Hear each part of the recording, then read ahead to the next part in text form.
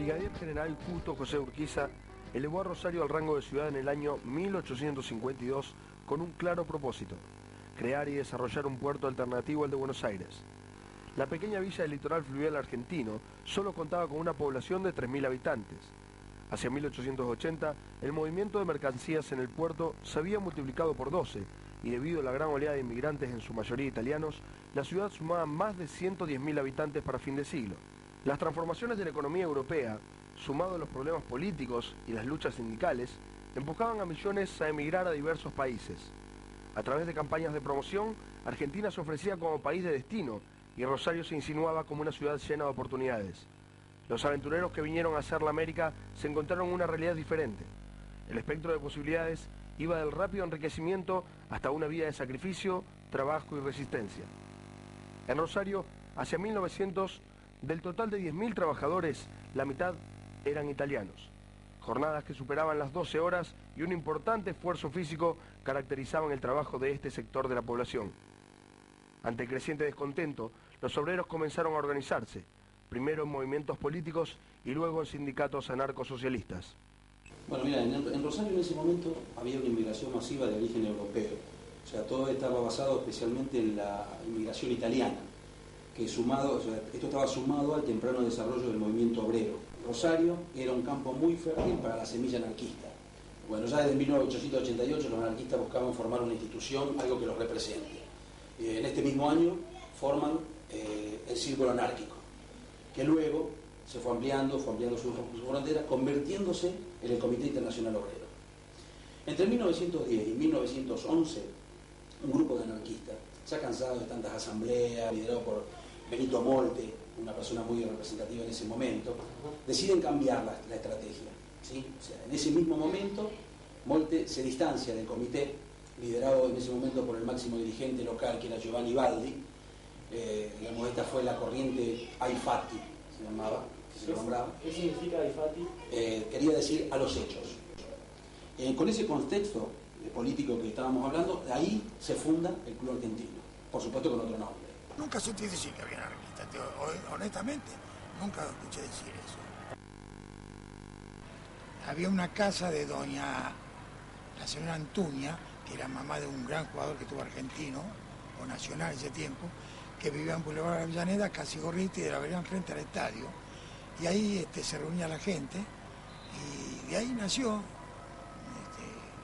No quiero decir varios nombres porque me acuerdo mucho del que más contacto tuve siendo muy grande él y yo muy chiquito, de don Pérez, León Pérez. ¿Y don Benito Molte estaba entre Estaban entre ellos, pero yo no los conocí. Honestamente no los conocí. Los principales objetivos de la fundación del Club Argentino siguen siendo hoy motivo de debate. Gerardo Guevara, especialista en las relaciones de la política con el fútbol local y dirigente de la Socialdemocracia Cristiana de Rosario, desarrolló un enfoque particular de la historia de Argentino en su libro Historia del Fútbol Rosarino. Como te decía, Argentino de Rosario nace en Barrio Refinería, que hoy es el barrio Malvinas Argentina, formado básicamente, como casi todos los clubes que se formaban en ese momento, por obreros ferroviarios. Eran todos terrenos ferroviarios, allá por 1912, exactamente un 15 de enero, para ser más preciso. Más que como un club futbolístico, ese club nace como una movida política pensada por el ya nombrado Molte y su corriente anarquista. Quizás para actuar de una manera urgente ante la ley de Roque Sáenz Peña, que en ese mismo año iba a imponer el voto obligatorio y a institucionalizar la democracia, para ello ficticia, una democracia conservadora. Sin lugar a dudas, Argentino era un club deportivo, pero su verdadero objetivo, el verdadero objetivo que había buscado esa convocatoria, era la difusión de las ideas que tenía el anarquismo en la sociedad. Y nada mejor que eso que utilizar un club, una institución futbolística influyente y convocante. ¿Qué mejor que el fútbol en esos momentos y la pasión que generaba para entusiasmar a la gente con esta idea del caos? Puede haber sido fundado por anarquistas. De hecho, la corriente inmigratoria europea de la época, digamos, era muy común, digamos, la militancia anarquista. Puede haber sido, como no, de hecho muchas instituciones sindicales de la época estaban precedidas o estaban compuestas por anarquistas. Pero no implica, digamos, el hecho de que esta institución que haya sido fundada con, digamos, intereses meramente de propaganda y agitación de las ideas, ¿no? Creo que hay que desmitificar un poco, creo que es una versión de la realidad que está acomodada a los intereses de los poderosos de la época. Además de Molte, otras importantes figuras del anarquismo arribaban desde el viejo continente con la intención de difundir la doctrina anarquista y mantuvieron sus vínculos con el movimiento europeo. Según Domingo Castro en su publicación Rosario Obrera, Enrico Malatesta, Pietro Gori y José Prat, junto a las publicaciones La Protesta Humana, Bandera Roja o La Voz del Obrero, entre otras, levantaban y enardecían el ánimo de los trabajadores lanzándolos a la huelga a pesar de la acción mortífera del plomo y del machete policial. El médico catalán Juan Vialema C., en su informe sobre la situación de los trabajadores en el interior del país a principios del siglo XX, expresa que el anarquismo imperaba en las clases obreras de Rosario como único señor. La corriente Aifati establecía entre sus objetivos difundir las propuestas libertarias promoviendo la organización de los trabajadores y oprimidos en general, canalizando sus demandas de mejora social y ofreciéndoles actividades para el tiempo libre. Bueno, evidentemente muchos de los colegas que han trabajado sobre el tema, este mismo tema, no coinciden con el tema de que haber relacionado un club que se formó con intenciones futbolísticas se haya relacionado con algo político. Pero si alguno tuvo la oportunidad de leer el libro, verá que, disculpame, para no equivocarme, un acta firmada el mismo día de la fundación del club, precisamente ese 15 de enero, un acta firmada por Zenón Cabral, los hermanos Antuña, Benito Molti y Julio Conde, entre otros. En este acta había un artículo que lo clarificaba todo este tema, que dice, lo voy a leer: promover y difundir ampliamente las doctrinas libertarias y despertar al conjuro de las reivindicaciones proletarias. Muchas historias se han tejido alrededor del apodo de Saladito que recibe el club. Sin embargo, nadie puede afirmar con certeza el verdadero origen del mismo. Bueno, algunos dicen que antes de fundar el club se reunían en una pulpería que se llamaba El Saladito, donde se reunían no solo para hablar de política, sino también para comer y para hablar de fútbol. Algunos dicen que le atribuyen el nombre Saladito a eso, otros dicen que era el apodo de Benito Molte, que era el dueño de la pulpería de ese momento. Bueno, la historia es muy breve, es muy sencilla. Cuentan los viejos futboleros que el nombre de Saladito deriva de un viejo pirulinero que estaba en la cancha, en el viejo Olaeta, que vendía pirulines salados y, bueno, siempre iba acompañado de su señora esposa. Y en un partido, no saben cuál es el partido, pero de mucha trascendencia, al ser un gol argentino de Rosario, la mujer se levantó desesperada en la tribuna popular y gritó: "Vamos Saladito". De ahí, obviamente, deriva el nombre, ¿no? Datos concretos y precisos en la investigación periodística que realizamos nos dicen y nos confirman que la historia es verídica, que este pirulinero obviamente existió.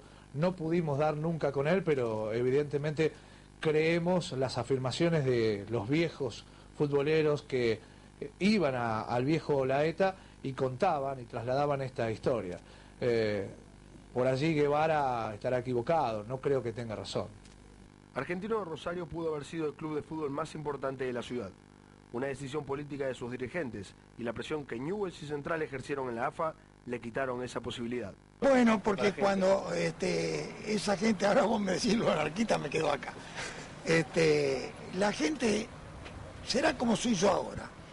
Cuando le propusieron a Argentino intervenir en la primera división de AFA, junto con Rosario Central, que habían sido los últimos dos campeones de la Liga Rosarina, los dirigentes entonces dijeron que no, porque iban a romper la Liga Rosarina y los otros clubes iban a desaparecer. Entonces da un paso al costado Argentino pensando que Central también iba a decir que no. No solo que no dijo Central que no, sino que se metió Newell's. De aquí en más, una serie de campañas de desprestigio que vinculaban al club con su pasado anarquista, sin considerar su perfil deportivo, dañaron para siempre la identidad del club. Sin distinguir entre simples aficionados del fútbol y anarquistas puros, los obreros ferroviarios del barrio Refinería que ocupaban las canchas de Argentino fueron asociados al anarquismo revolucionario. Bueno, yo creo que todo parte del discurso de poder del momento, bueno, y de todos los momentos, ¿no? Creo que se trata en un primer instante de coartar la expansión del club, digamos,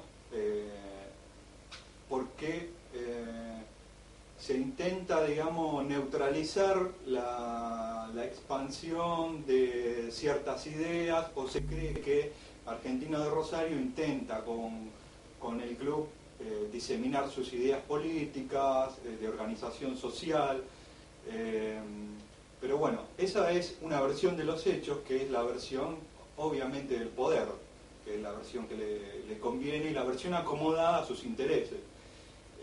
Yo no creo que haya sido un club netamente anarquista y que haya sido fundado para diseminar sus ideas políticas.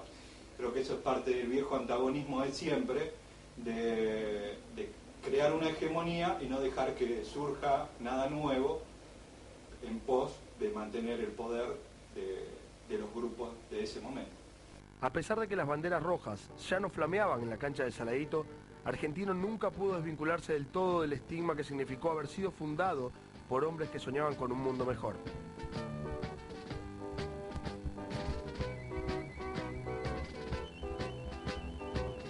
Los poderosos buscaron asociar al club a lo más violento de las organizaciones sindicales.